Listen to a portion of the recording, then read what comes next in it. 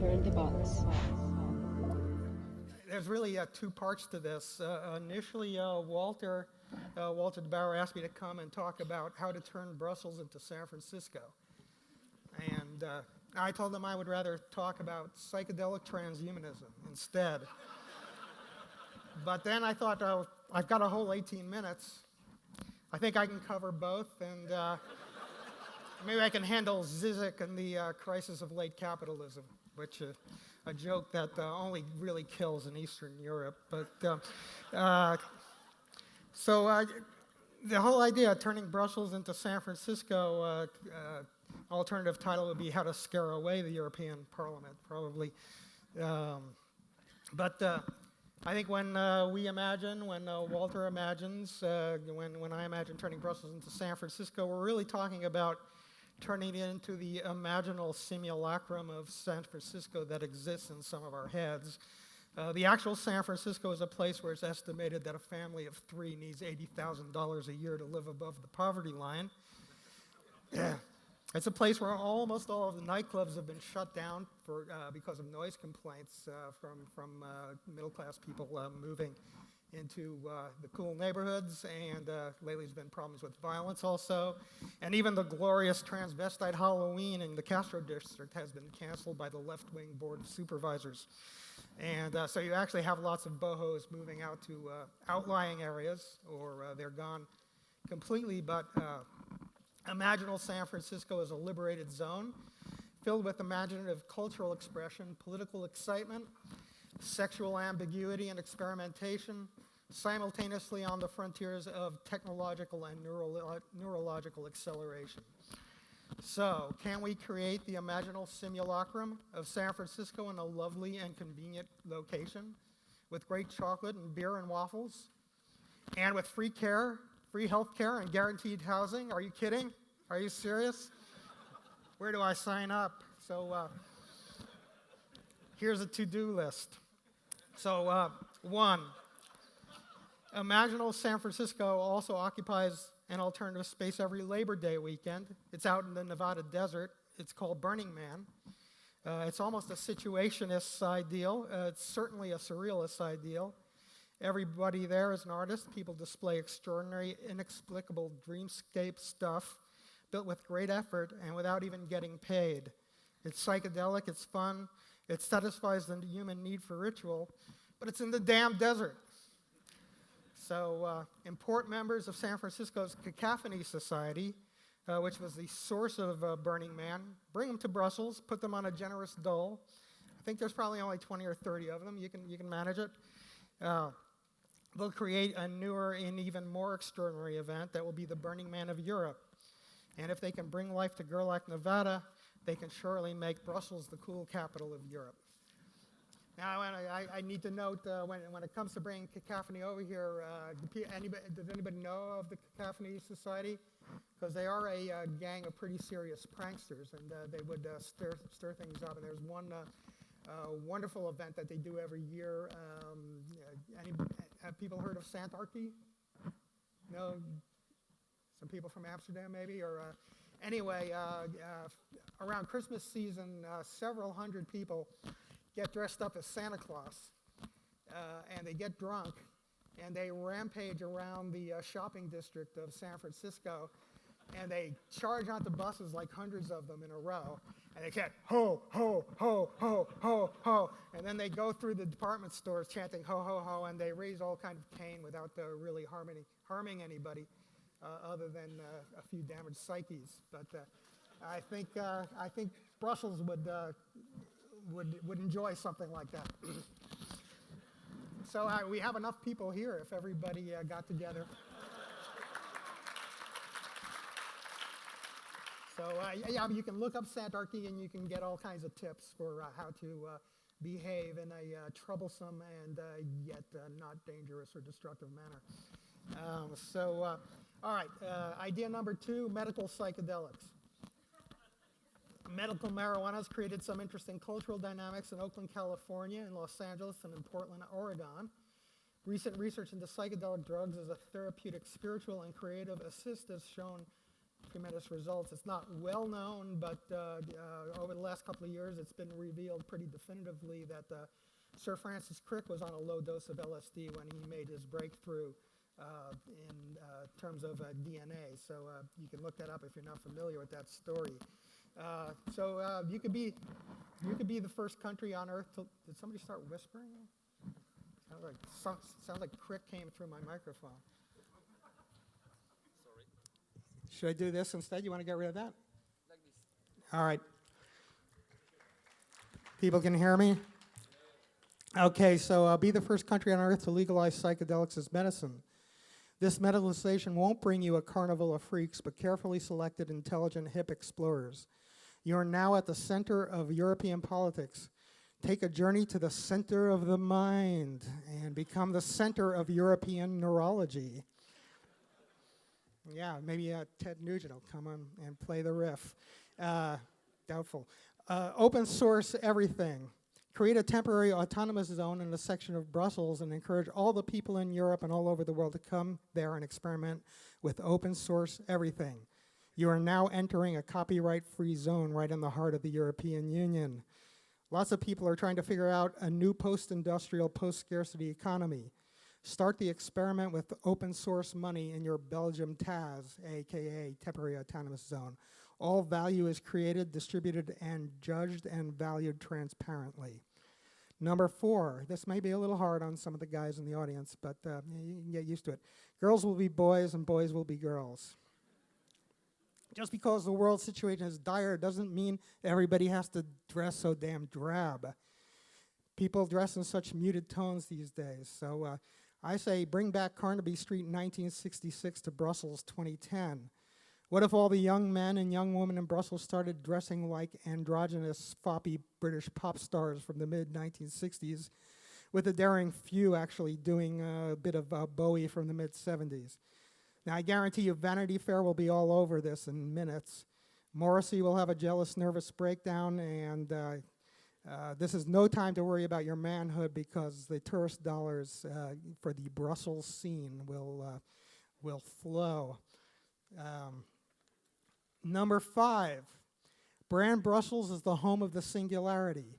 Now, really, all this requires is a lot of arm waving and conferences.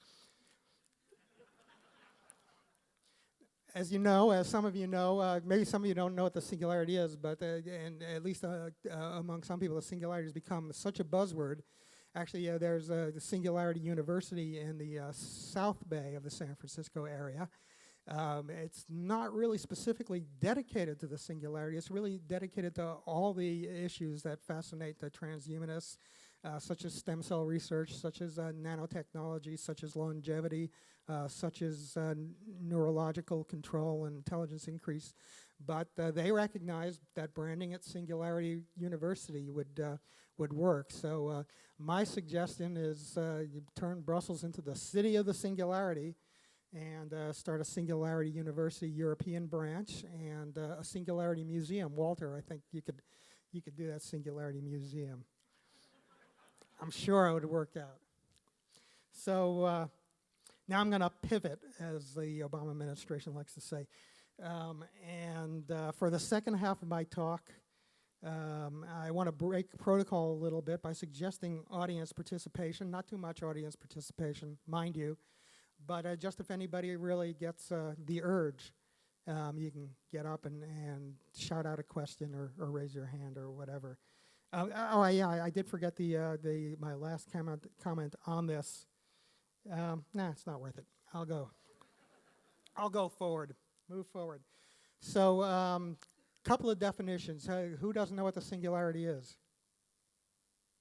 Not enough people to worry about. As some other, very quickly, when artificial intelligence becomes more intelligent than human beings, it's perceived that the situation for humans will change so radically that it's almost hard to define and hard to discuss, although many people gather to define and discuss exactly what will happen. It's a very quick explanation of it. Actually, the artificial intelligence is conceived of as being able to bootstrap itself at such a rapid level that within years it will be hundreds of times as intelligent as human beings. And one thing that an artificial intelligence can do that human beings can't do is that once one artificial intelligence system has certain information or has a certain breakthrough in terms of understanding, every artificial intelligence in the network has the same information and the same intelligence and the same breakthrough. I could go off more on that, but I'm gonna keep going, try to get my 18 minutes in. So I want to very briefly, I put together some pretty glib and facile suggestions as to some important ideas related to transhumanism. Now, transhumanism, how many people are ill-defined about the idea of transhumanism? Wow, more people than the singularity, and transhuman comes first. It is basically the idea that the human beings are enhanced and altered by technology, and slowly we are moving into a place where human beings are radically enhanced and radically altered by technology. We can begin to talk about a post-human who lives for a longer stretch of time, has greater control over neurology, grows extra body parts if it pleases, does all kinds of changes, skin color, gender, something that's already happened but could become, and possibly eventually uploads consciousness into virtual space as well, makes copies of consciousness, and a whole bunch of other stuff. But that's sort of the general rant around technology and what people in that community deal with. So number one, the first responsibility of radical technology is to end scarcity, particularly energy scarcity. With advances in nanotech and biotech, matter is becoming information. How much code does it take to grow an Amazonian rainforest? It seems like pretty low density information to me. So this will not sound so glib in another 15 to 30 years as nanotechnology continues to develop. The second responsibility of radical technology is to not be too responsible. Burn the box. The end of scarcity should be a great global party. How can robotics and nanotech lead to leisure, giving birth to a dynamic culture of intense relationships, a revolution in everyday life? 3, the question, why bother to spread transhumanism as an identity, as a brand? Scientists will do the work anyway. Aside from the political battle with bioconservatism, people who don't want to see us mess with brain stem cells and other aspects of changing human beings, there's a certain brave, tough optimism for the weird future that happens when you develop a culture around technological fetishism. Cyberpunk did it in the 1990s. Transhumanism promised to enliven culture in the 2010s. And future hackers and scientists will be inspired by the cultural excitement. Let me get a sip of water here.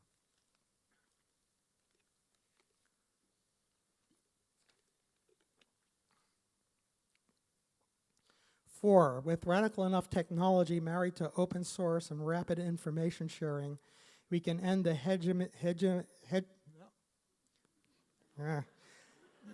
in my condition, that could just make me nod off. I could like start snoring. Lights out.